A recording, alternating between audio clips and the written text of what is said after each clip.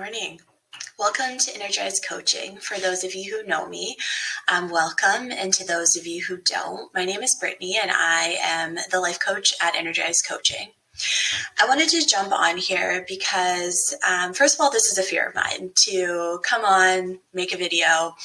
You know, there's that fear of not being perfect, not being wrinkle-free, not having clear skin, not saying exactly what I should say. And, it's definitely something that has held me back. And so today, those no longer serve me. And that brings me into what I want to talk about today is, where do those things come from? Why do we think we're not good enough? Why do we think that I don't look a certain way or I'm not, saying the things that I should be? Where do those things come from?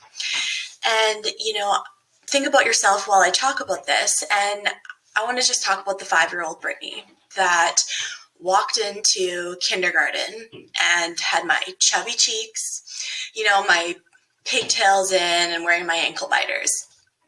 And I thought I was the coolest kid. I was happy-go-lucky, nothing fazed me. And then that first day of kindergarten, I walk in and that little girl goes to me, "Oh, who wears ankle biters? Are you poor?"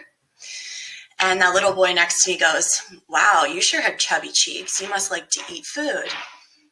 And then that teacher says to me, "Oh, interesting hair choice, pigtails. Not sure about that."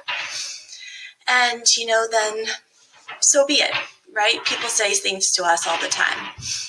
But then the next day, that 5-year-old Brittany wakes up and goes to put on her ankle biters and cry because I don't want to be made fun of. Right? That little voice is in my head saying, if you wear those ankle biters, they're going to make fun of you. So I don't wear them. Then I go to have breakfast and my mom makes me, the normal meal. And that little voice in there goes, "But you have chubby cheeks. Are you eating too much?" So I eat less. And I go to put my hair in pigtails and, well, they said that wasn't the coolest thing. So I decided not to do it.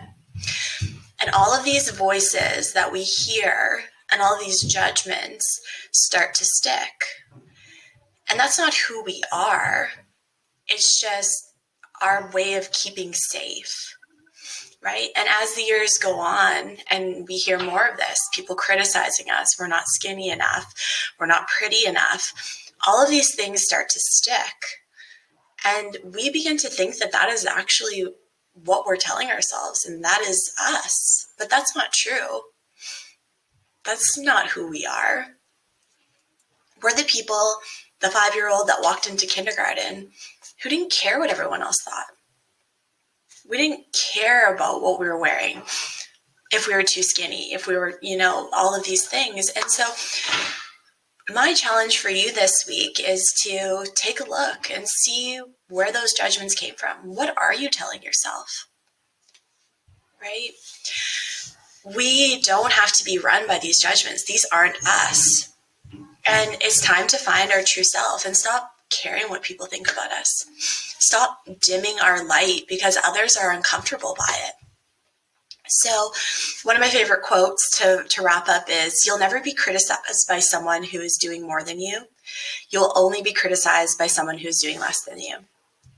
So my challenge again for you this week is to take a look at yourself and see, what are you telling yourself? And is that really you, or is that something that someone else has told you?